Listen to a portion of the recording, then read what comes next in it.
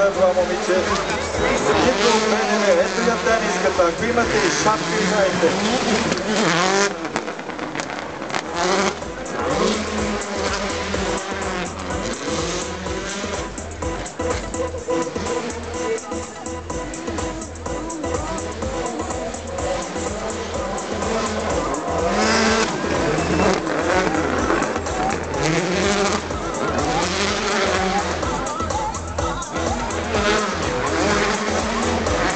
В момента в автомобила е Марин Райков, заместник на външните работи на Република България.